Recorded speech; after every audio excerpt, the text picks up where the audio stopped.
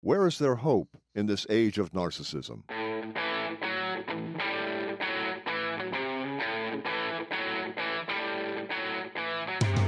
Welcome to The Hub for Important Ideas. I'm Steve James. And I'm Ken Swain. In this episode, we talk about narcissism, the unexpected dangers it poses for our society, and possible antidotes that we believe have far-reaching potential. We're going to play for you a conversation we had with Sheldon Solomon 2 weeks ago.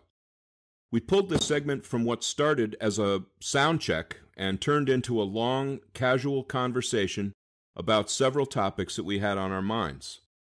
The more formal recording we'll have for you in the next podcast or two, but we like what was said here, so we thought we would share it. So, to introduce Sheldon Solomon, Ph.D., is a social psychologist at Skidmore College. He is best known for co-developing terror management theory with Jeff Greenberg and Tom Pasinski, which is concerned with how humans deal with their own sense of mortality.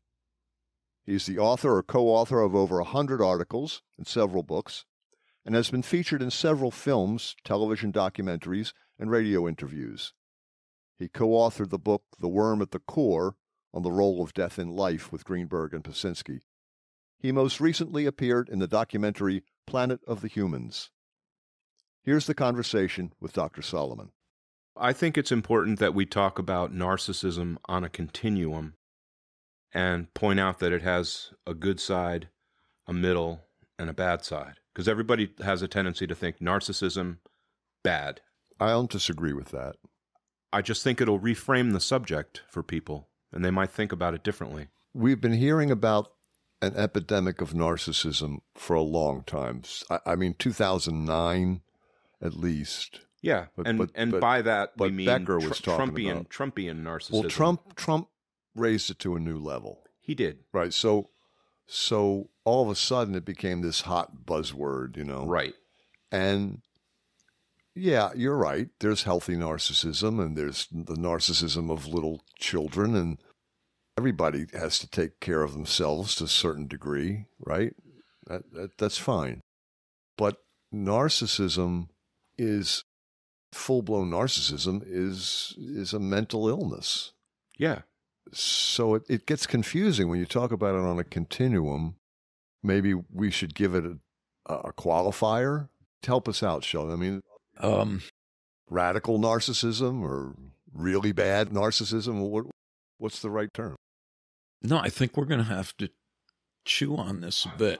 Like, go, Ken. I've got a little bit of a narcissistic personality disorder.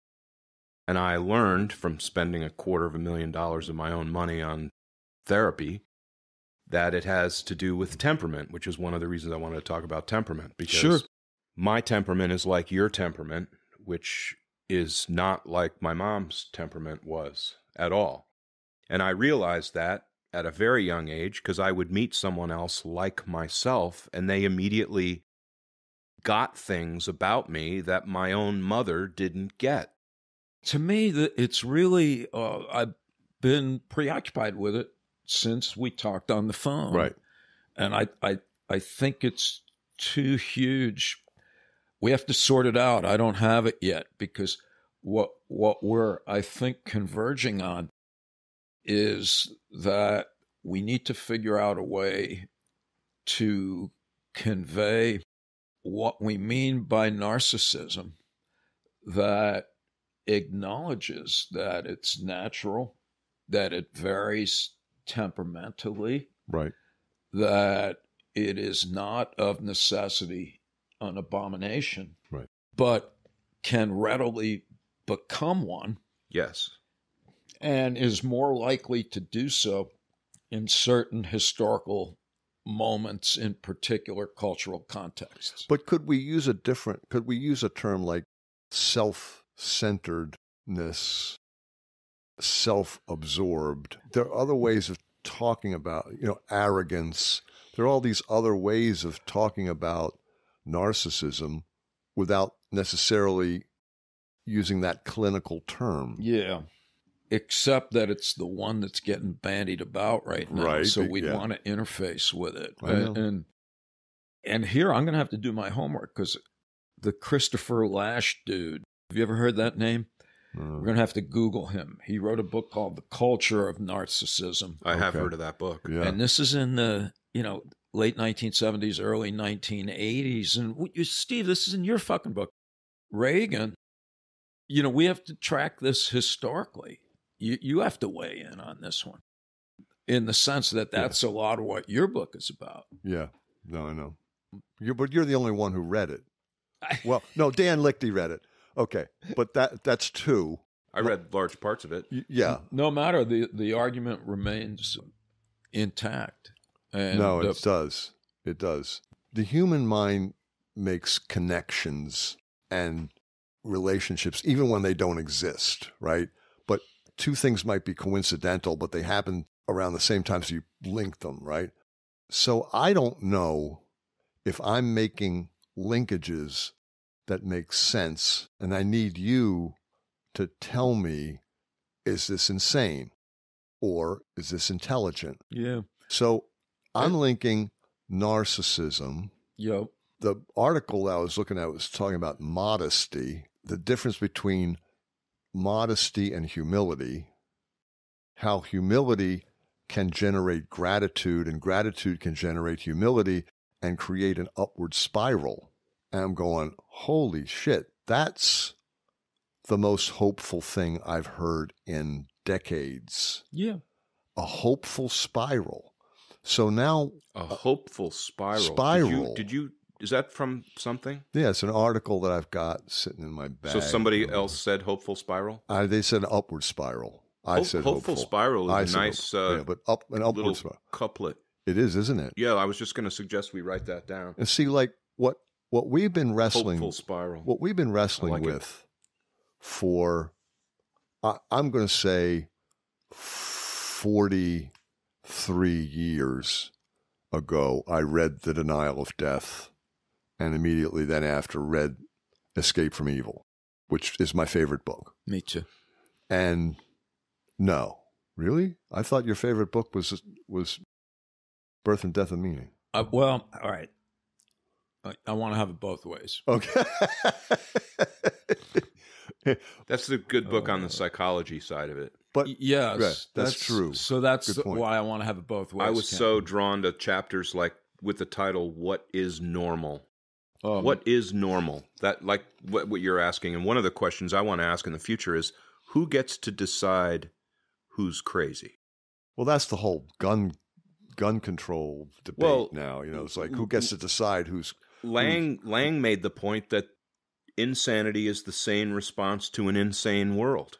Well, let me finish my thought. It was like you get to the end of Escape from Evil, and you're like, is this a viable species? Yeah. And okay, you've just gone through this incredible trip with Becker, where you're filled with misanthropy, right? I had absolutely no use for the human race at that point. I'm looking at the history of mankind. I'm going, oh, this is a freaking nightmare. And then you're looking at the present. You're going, well, this is a nightmare. And then you're looking at the future and you're saying there's no hope. That's even worse. Yeah, there's no hope because we're not going to change what people are about. And not only that, but our culture doesn't have the redeeming cosmic religious part that helped kind of held it together for a lot of years. So instead, as Becker pointed out, we don't have an adequate defense against death anxiety. We don't have adequate opportunities for heroism. We're all fucked up. And so you get to that and then you go, well, now what do I do with the rest of my life? And I'm in my 20s at this point. And I'm going, I don't like this. Yeah, I got to find out how to live knowing this. Yeah. Right? So that's what we've all been wrestling with ever since we read these books. It's like, how do you live thinking that we're not a viable species? 5 years ago, when we're shooting in the hallway outside your office, Sheldon, and you turn to the wall, that graphic on the wall, and you started talking about this early experiment on humility and gratitude as a as a defense against death anxiety. He said, we're in early stages where I can't really say much yet because it hasn't really been verified or whatever, but, there's something to this. And I think I heard you talk about it in a presentation you made in Israel. Is that right? Yeah, it could be. Could have been. I don't know. But I haven't heard much about that.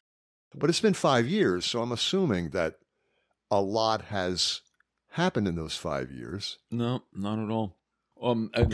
So I'm being silly, but not, Steve. There was a promising piece of research. Right. I'm in my early Mr. Magoo phase. So yeah. It was when you said, when you were there 5 years ago, I was like, 5 years? Yeah, man. How could that be? Yeah. So, but true enough, that's when I started getting interested in the gratitude and humility thing. Right. And it was in part at the interest of a young student. Yep. So the Skidmore student, she was interested in positive psychology and existential psychology. Positive psychology being Seligman and and I was like, Seligman. And I think those guys are generally, fairly, they're decent people, but it's superficial at best. And he also attacked terror management theory on the I pages know, I of the wrote New York to Times. him. Yeah, we agreed to disagree about that. But anyway, so I was like, what do you want to do? And she had been in the guy who teaches positive psychology at Skidmore, a guy named Mark Rye, is a great guy, and he studies gratitude. Okay.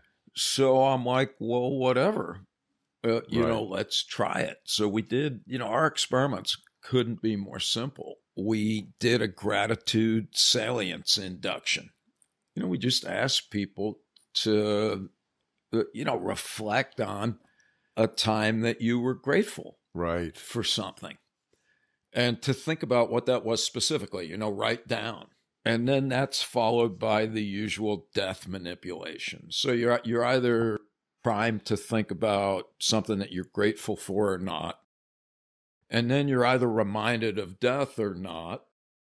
And then we do that little word stem completion task that measures non-conscious death thoughts. Right. Coffee as opposed to coffin. Yeah, exactly. Yeah. Skill as opposed to skull. Yeah. And so I was quite surprised when we found with a very small sample that just reflecting on something that you were grateful for, the participants who were grateful had lower death thought accessibility. And so you had another group that was getting mortality salientized that didn't have gratitude? Yes, right. But Ken, actually, that's a great point.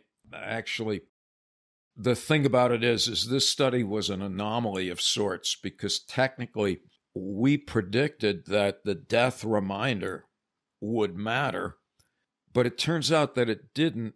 We got what's called a main effect, and that is that the people who thought about being grateful, they had lower death thought accessibility in both the death condition as well as the other one. Wow. And what that suggests, you can't make anything of a single study. Right. But to just do what you can't, and that's to suppose that means something. Right. That could mean that gratitude is pretty potent shit, that it actually renders you more sublime than in a baseline condition. Right. All right. That finding, though, desperately needs to be studied extensively again. All right. Though the more compelling work is the humility end of things. Right. And this is one of Tom's students. And again, I'll stare at it when it comes time for us to be talking about this, because it's good to be precise. It's described in that handout.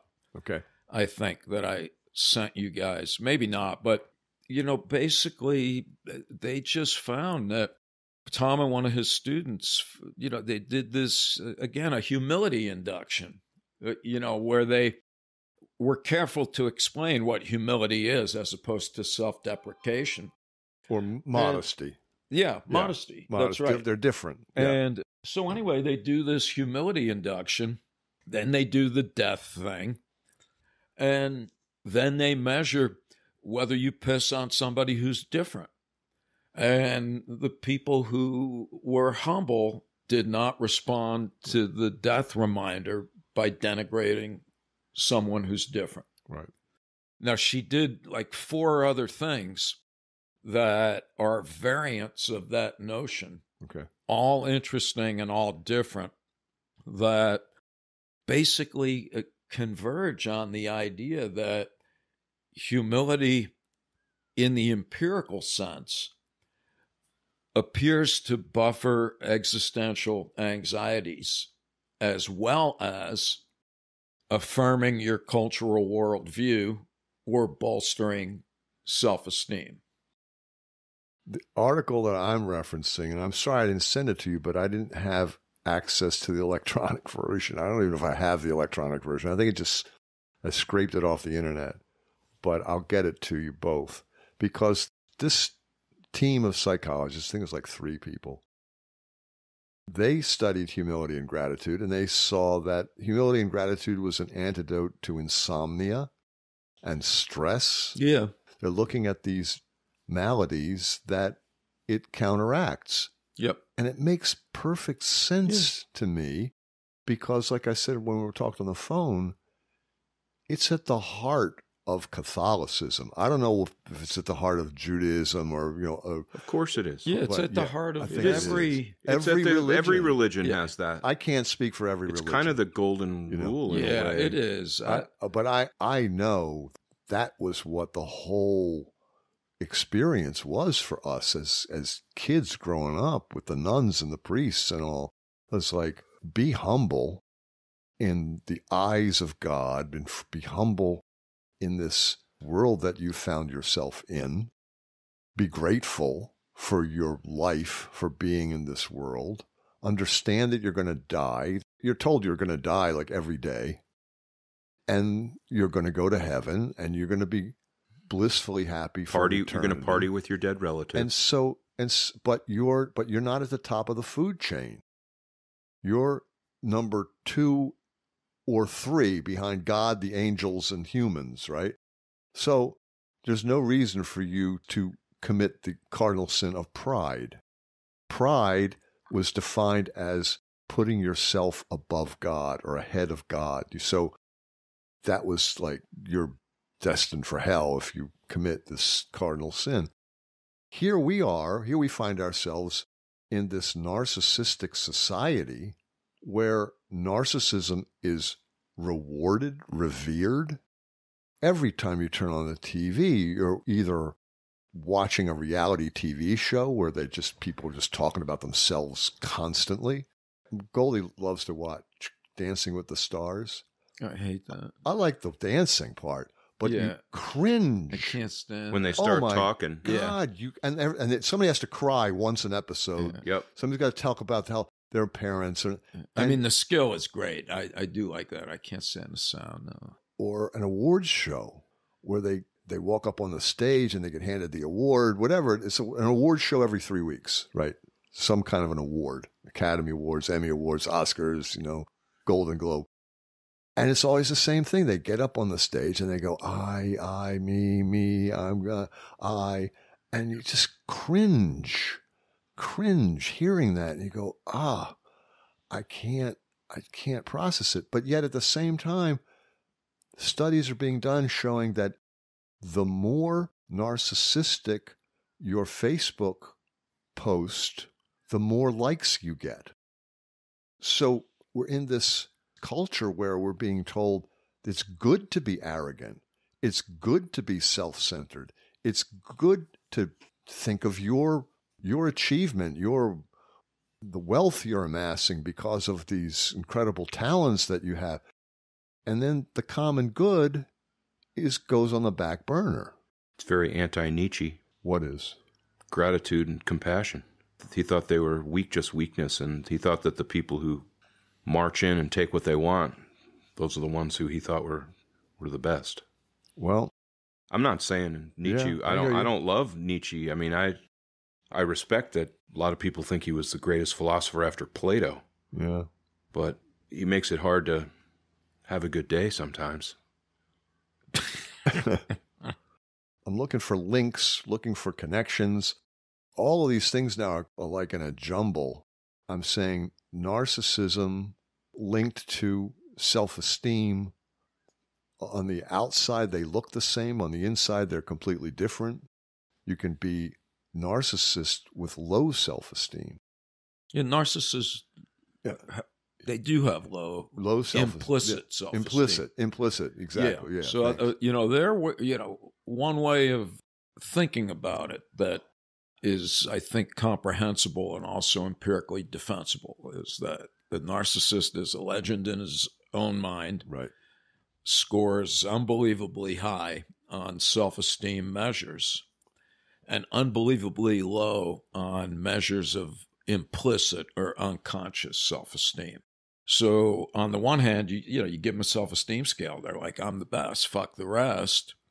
But these implicit things, it has to do with reaction times, how rapidly you associate like first-person pronouns with negative adjectives. Wow. It shows that the Karen Horneys of the world are right when they insist that narcissistic self-inflation is a manifestation of extraordinary lack of self-regard. That's so counterintuitive. It is. So is grandiosity, which is another characteristic of narcissists. Arrogance. They tend to... So arrogance, vindictiveness, and grandiosity. And lack of empathy. Yeah. Vindictiveness. Yeah. So you're in this Becker world. You're looking at the culture that you're in. You surround the society that you're in. You've basically lost faith in humanity. You're dealing with this awful, negative view of the world and life. And yet you're saying to yourself, but this is vitally important. If everyone understood this, we'd have a better world. And I've always believed that from the very beginning. I said, everybody should know these things. We would have a better life. But yet, deep inside, you're going, how do I even begin to get people interested or aware of these ideas? Yeah. When negative doesn't even describe what they do to people. But for the first time in all this time, when you brought up this humility and gratitude, and I'm starting to link and say, okay, as it was antimatter to narcissism, this is the most hopeful message I've heard in decades. Ken and I we're like giddy at this point because we're saying if self-esteem and heroism are the primary defenses against death anxiety, and you have a society that's stingy about your self-esteem and your heroism, your opportunities for heroism, and the only people with really strong self-esteem are the billionaire class and the politicians with power and the models who are beautiful. And you say, well, where does that leave the rest of us? Where does that leave the mass of humanity? And then the final chapter of the guy's great book says, I don't know if humanity is a viable form of life. Yeah. I mean, good luck completing this sale. Yeah. I mean, people are like, you had me for a minute there, but is this what you got? Exactly. You're going to go Jeff Greenberg on my ass? Yeah. Oh, it's all about death. And you go, well, it's not all about death exactly. It's all about death denial. You've already lost him. Don't even bother. You've already lost him. But if you say, let's think about a society that's built around humility and generosity or gratitude, think about what that would look like. That would be like the nuns that taught me in school, like the priests who took a vow of poverty. They took vows of chastity and obedience, okay. But they took vows of poverty, meaning they renounced what we as a society most revere. Goldie and I were over a friend's house the other night, and he was saying, well, I made it. I'm a millionaire now. And he brought out his Fidelity statement, and he's showing us. You're kidding me. No, and I'm not kidding. And he's made $1 million in the stock market. And he's saying, so here I'm at. And I'm like, this is amazing to me. I also got rid of that hemorrhoid. You want me to show you? I know. And I'm thinking, well, I'm happy for him. And I'm saying, congratulations. What a crass thing. It's not. No, it's not. It's extremely crass. No, it's the culture that we're in. Well, that's what he's supposed to think. Even if you think it, it's kind of. I know. And then to pull out your bank statement yeah. Look at my bank statement. No, well, he was trying to explain to us that we should be doing what he did. Forget mutual funds and put your money into stocks. I mean, it was an interest. I mean, he was trying to be helpful, but I'm just saying that this is the society we're in, where Jeff Bezos is this hero because he's got the most money. And we talked about Warren Buffett, pushing 90. He's going to be 90 this month, I think. Still goes to work every day. But see, but I'm fond of him. I know. Yeah. Me too. Because I think here's where it gets interesting. We need to have discussions because he's on the one hand committed to generating wealth while being militantly devoted at the same time to only wealth that's produced by people who do stuff. And I give him some credit for that. He's given away most of his money. I give him credit for that. And he didn't give his kids much in the way of money. They got more than we have. Yeah. But anyway, as these people go. As those people go, he's a good one. And Bill Gates is giving away most of his money, but he was a dick on the way up. Exactly. It still begs the question of, and I think it's a legitimate one in this historical moment, in what kind of psychotic universe is it ever legit or even commendable for single organisms to command that much of Earth? It's like we said in our podcast. Yeah. If you spend $1,000 an hour, 24 hours a day, it will take you 114 years to spend $1 billion. Yes. 1 billion. And Bezos has 143 billion. Right. Well, no, that's honestly, it's quite psychotic. It's crazy. I said it was perverse. I don't know. Yeah. But I think that we're looking at what we were talking before the microphones turned on was linking narcissism with the four chi, contemporary heroism initiative for the people who don't know what chi is. The four main issues: mental health, economic inequality, environment, and war, right? We're always looking at mental health as the adverse consequences of not having enough self-esteem or opportunities for heroism in the culture. So depression, stress, addiction, all of those maladies we looked at as consequence. But now we're talking about narcissism, which is a mental health issue, which may be the result of the culture in some ways, or it may be the result of being mistreated as a child, being raised by a sociopath the way Trump was. But you're looking at narcissism also as a reason for these issues. As you just pointed out with social media. Yes. Yeah. It feeds into itself. Yeah, they're multipliers. So just like the hopeful spiral, right, you were alluding to earlier. Yes. This is the malignant downward spiral. Yeah.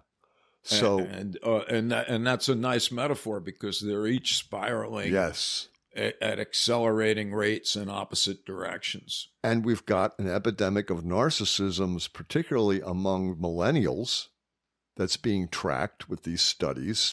And they're saying narcissism is on the rise in the younger generations. How can it not be when you're told every day that you're supposed to be a narcissist to succeed in this world? Yeah. That's the messages you're being told. So I'm looking at this from the chi perspective, going, well, wait a minute. Your multiplier is a good term, but I'm thinking causation of the narcissism in the individual, the collective narcissism, generating economic inequality. Am I wrong there? Does that make sense? Like, I'm making these connections in my head with no data to support it. No. It's called intuition. Maybe. You're intuiting it. I'm an INTJ or something like that. When Yes. Yeah. Yeah, given my egghead background, we would take a look. I mean, honestly, it's a legit and credible hypothesis. Right. Yes. And you actually framed it, the way you would Egghead Lee. Egghead Lee. No, and that's to your credit. You're saying, okay, you're positing a counterintuitive, right, causal, yes, connection, basically saying a case could be made that malignant narcissism underlies, animates, amplifies, and therefore is ultimately responsible in a very central way for all of our original existential areas of inquiry. Yes. Yeah. Right. Yes, because what we're saying is, in my mind, narcissism's annoying. You see these articles, well, you don't want to date a narcissist because these things are going to happen if you date a narcissist. And they're very charming. Narcissists are they're very charming and they're very attractive and blah, blah, blah. But then when you really get into a relationship with them, they cause you all these problems. Okay, fine. But economic inequality is a danger to your health. Yeah. It's a danger to our form of government. It's a danger to the middle class way of life. Barzun is saying we're going to have a society of oligarchs and peasants, and there won't be a middle class to speak of. Forget democracy. And I heard a great new word, kleptocrat. Kleptocrat. I've heard that too. Both of the parties are kleptocratic. Yes. Isn't that great? That's wonderful because it's accurate, isn't it? So you're saying, okay, narcissism, it's annoying. But then you say, wait a minute, if narcissism is at the heart of economic inequality, it's dangerous. It's destructive. Then you say, well, what about the environment? Well, the environment's linked directly to economic inequality. And the environment is linked to narcissism because the narcissist says, I care about quarterly profits. And if you got to burn down a rainforest to get me my quarterly numbers, so be it. So be it. And Right. if the next generation has to handle it, so be it. There's no empathy there. I don't think they even think about the next generation. No. That statement would never even happen. So again, there's no empathy. You really don't care about the consequences of your actions. So you say, okay, so there's this narcissistic society that's spinning the world out of control from economic inequality and the environment. And then you look at war. And that's where this collective narcissism hit me.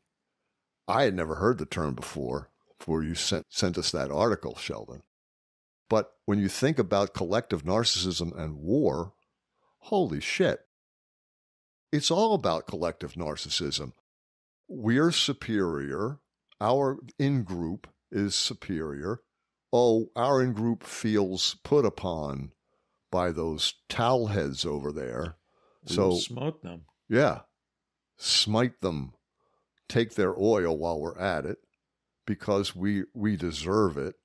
And you say, well, it's a direct outgrowth of this society, this secular society we've created. But at the same time, you say, but would a humble society attack the Middle East this way? Would a grateful society attack these other people? I suspect not. Probably not. Now, Let's hope you don't get so humble that if people come riding into your thing, like you need to be able to kick some ass if you need to kick some ass. Yeah. You got to be careful here. I'm saying that there's a difference between hegemony and survival, to use Noam Chomsky's terms, okay? Okay. And survival, yes, obviously, you've got to defend yourself if you're concerned about this hostile world that you find yourself in. But hegemony is a whole different trip. That's about controlling the world. Control the uncontrollable. That's Becker 101 right there. You want to control the uncontrollable. So our defense budget, like 80% goes to hegemony and 20% goes to survival. You've got this collective narcissism that's driving our decision to try to dominate 1.5 billion Muslims. It can't be done. It's insane. But that's what we're attempting. And it's not just us, because it's Europe and certainly the Western world. But the Muslims are thinking the exact same thing. They're going, well, yeah, you've got nukes, but we've got God. We've got Allah on our side. And you're just secular infidels. And we've got the truth. We've got the Quran. And you go, come on, folks, this is the 21st century.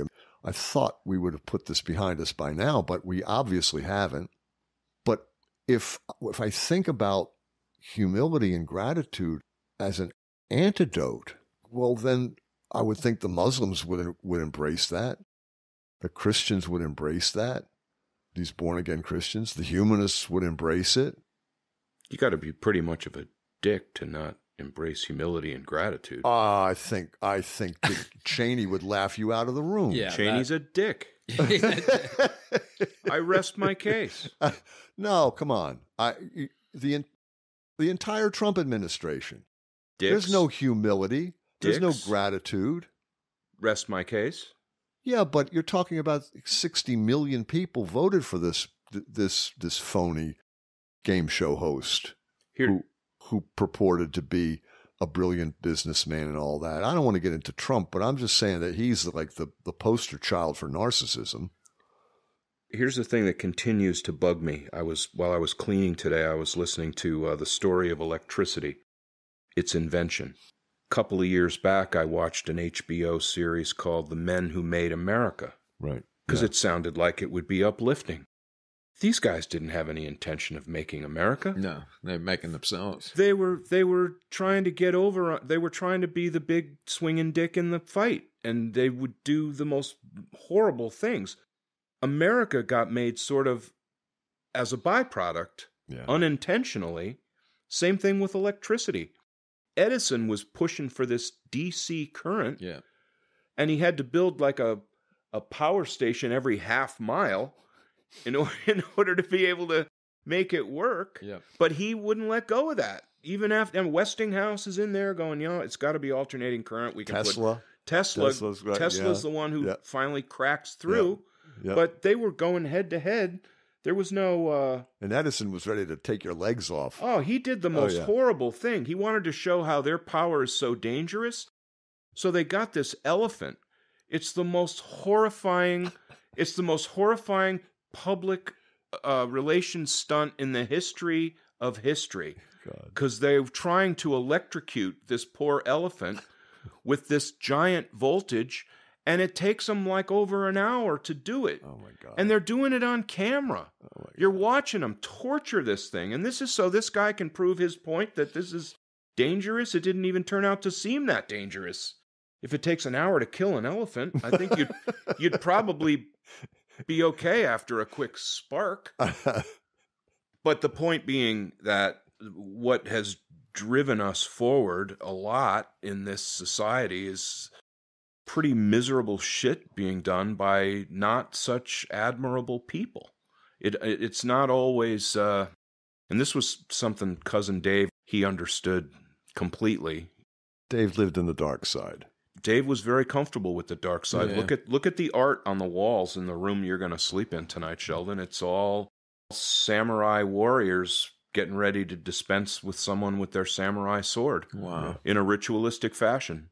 Or there's also some nudes, sex. What Dan Lichty wrote in remember the listserv? We had those emails, you know. Yeah, I seem to remember that. He talked about balancing self and the common good. Yeah. Yep. And boy, that just hit me really hard. And I wrote about that, saying every society, every one of us has to balance. Yeah. Well, that's right. Selfish need and the common good. Yep. And our society's out of balance. Yep. It's tilted in one direction. The North Koreans are tilted all the way over in the other direction. Yeah. No, that's, I think that's a great general statement that has the virtue of being true. Dan put it beautifully. And I think that our society is out of balance. We're tilted all the way over into now what we're calling narcissism or selfishness or self-centeredness or self-obsession, whatever it is, and less to the common good. Now, when you say, well, Warren Buffett gives all this money to charity, sure, absolutely. There's all kinds of opportunities for doing important things for the common good. But if you do them without money, you're a loser. It's okay if you've got lots of money. And then, like Rockefeller, you know, you build a museum and you build the Cloisters Museum, and then you buy the Palisades across the river, so you've got a view. So you have a good view. Good view from the. That's the way those guys think. But that's thinking big. But they did think in terms of the common good. The robber barons were all about building libraries and, you know, testaments to themselves, legacies, and this kind of thing.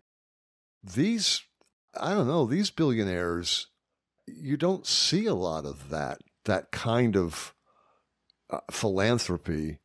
Yeah, you know they're doing it for tax purposes, but it's not the same kind of thing that, well, I don't mean the past is the past, but the common good, it plays a role, but unless you're Mother Teresa and you're famous and your focus is the common good, but you're not making money, you're a loser. You took a vow of poverty as a priest. Well, you know, good for you. You know, right. It's like, idiot. Yeah. In New York, it's, well, why haven't I heard of you? If you're so wonderful, why aren't you famous?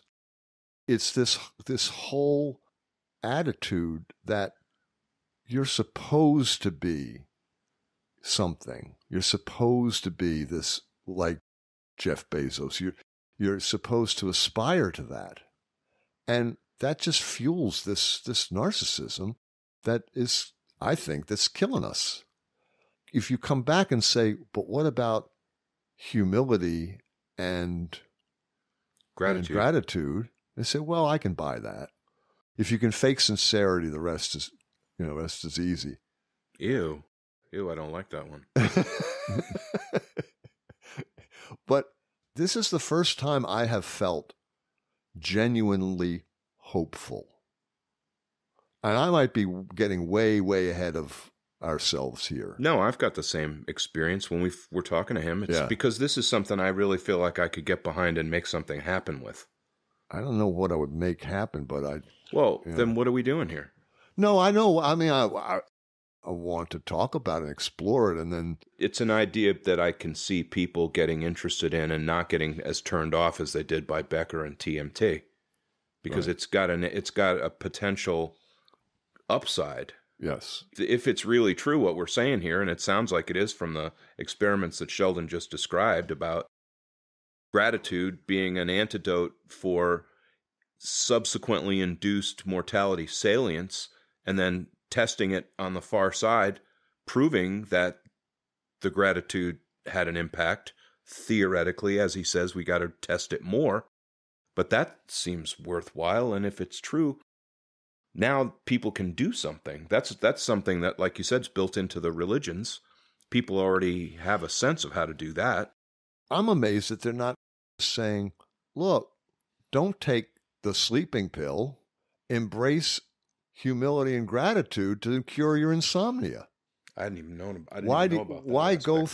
Why go through years of analysis when you can reduce your depression or your stress by embracing humility and gratitude? Well, that's what the positive psych people would. Right. Yes. So in that sense, they have a point taken. Right. And at its best, that's where the mindfulness people. The what? The mindfulness. Mindfulness, movement. right. Mike, these are interrelated constructs, and I would argue phenomenological experiences. Because I think if you're grateful and humble, it draws your attention to different things. And that lends itself more to a state of mind that will ideally foster a completely different set of values and behaviors. Right. Possibly a better society. I don't see grateful, humble people invading Iraq on the pretext of weapons of mass destruction. I don't see them burning down rainforests so they can make their quarterly numbers. I don't see them doing anything that Dick Cheney did for a living or that Trump is doing now. And I just feel like there's something to this that makes a lot of sense to me. And I wish I understood more of it. I wish there was more data. Let's try getting that going. There's something we could help out with. Right. When we did the Conversations with Solomon interviews with Jeff and Tom, and I brought up emotional intelligence, and Jeff was like, does anybody know what this shit is? And Jeff hit you over the head with a hammer. Yeah. And Sheldon was saying, yeah, it's such and such without attribution. And I'm going, yeah, okay.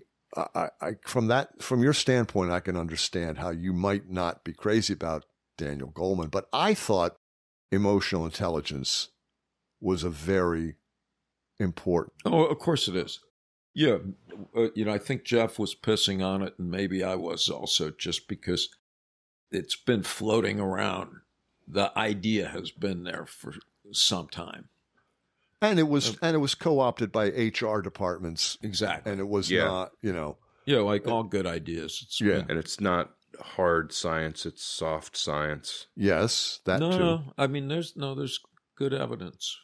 I raised my kids to be emotionally intelligent. I read that book and I said, this is what I want my kids to be. I want them to grow up to be emotionally intelligent. Yeah. They will be happy. Yeah. They'll be healthy. They'll make livings. They'll know how to make a living. Yeah. It's precisely what's not measured on the Scholastic Aptitude Test. There's not a single question on there about how to get along with another person. That's a good point. Yeah. This idea that you're proud of your children. I'm not proud. I basically got out of the way and let them grow up. Pride, they're not my report card. Yeah. No, I am proud of my kids, but it doesn't reflect on me at all. Oh, that's different. I had good kids in spite of me. Because, yeah. What makes me beam is when people come up and they're like, your kids are decent people. Oh, yeah. Yeah. Like beaming. Yeah. I'm like, yeah. We rang the bell. I'm happy for them. In my parents and their parents in particular generation, they would have said that children are in the world to be useful to their parents.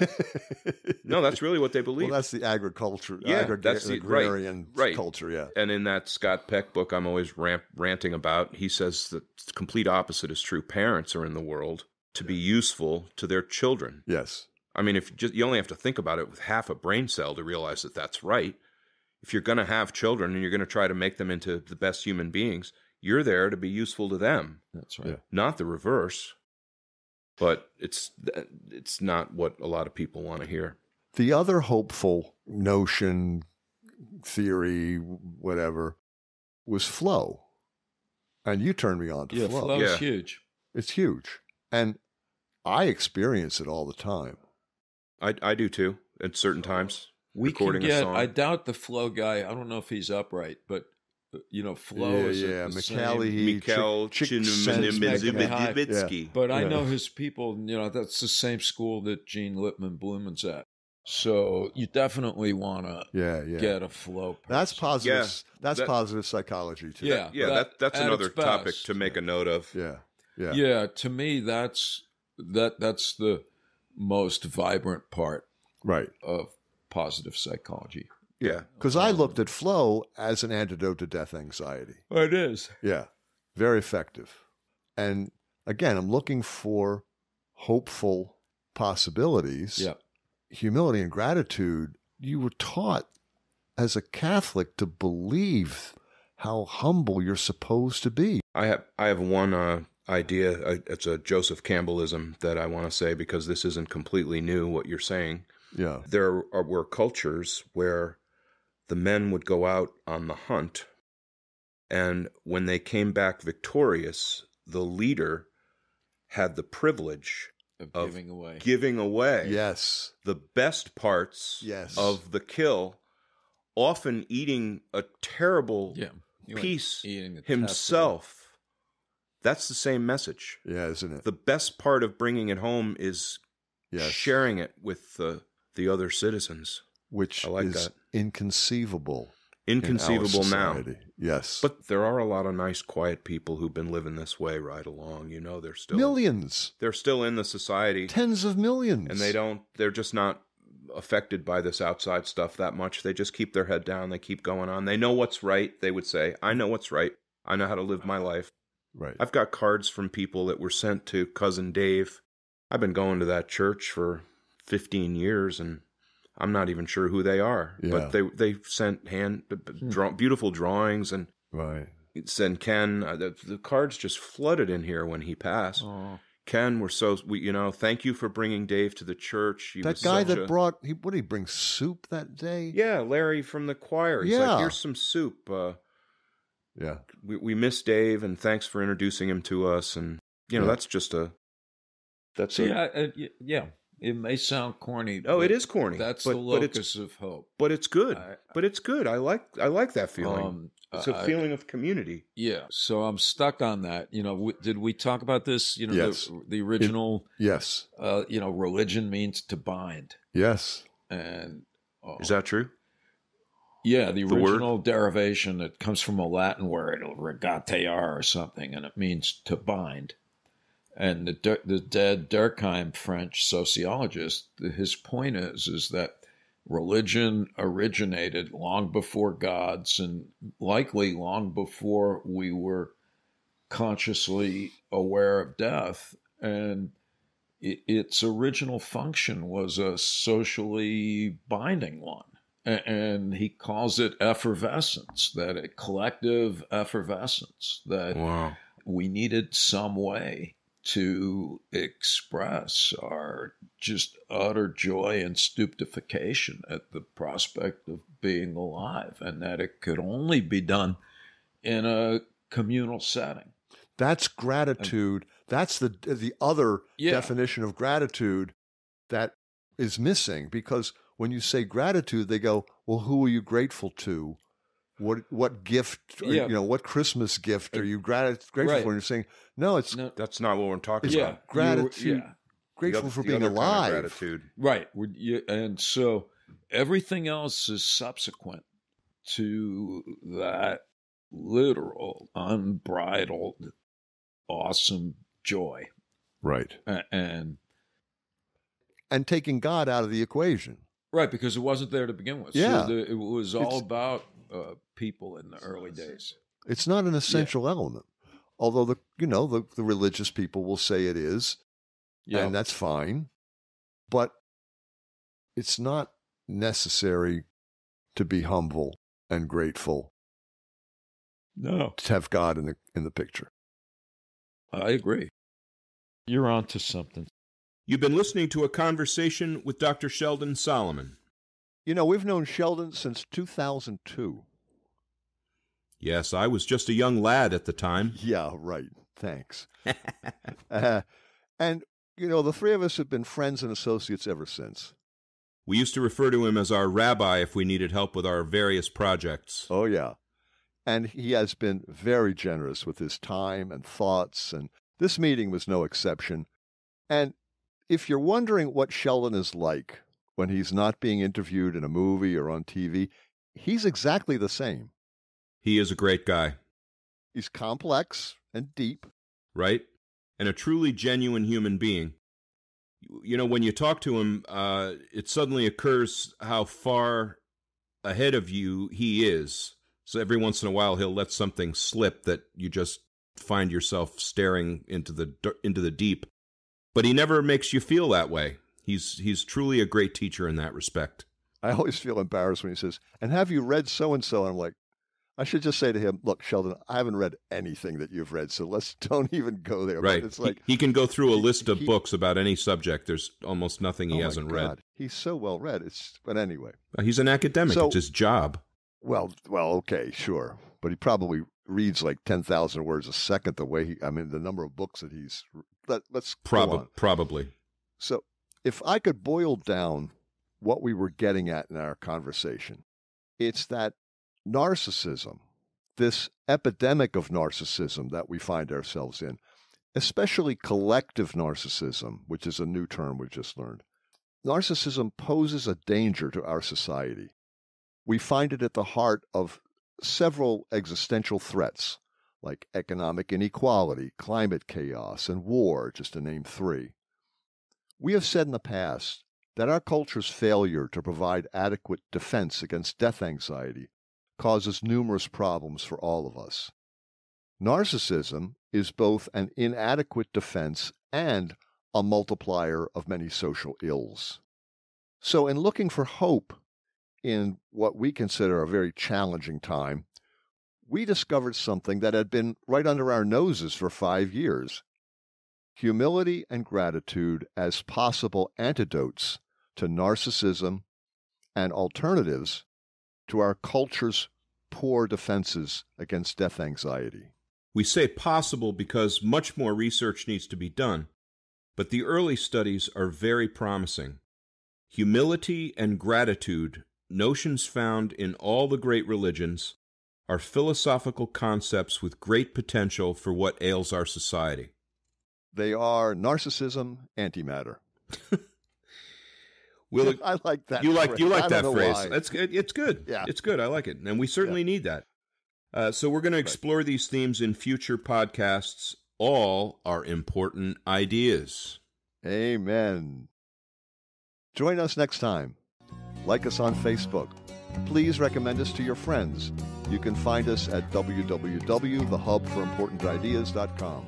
And support us on Patreon at www.patreon.com/thehubimportantideas. We are 100% listener supported. Thank you for listening to The Hub for Important Ideas. I'm Steve James. And I'm Ken Swain. Stay safe, everybody. Stay well.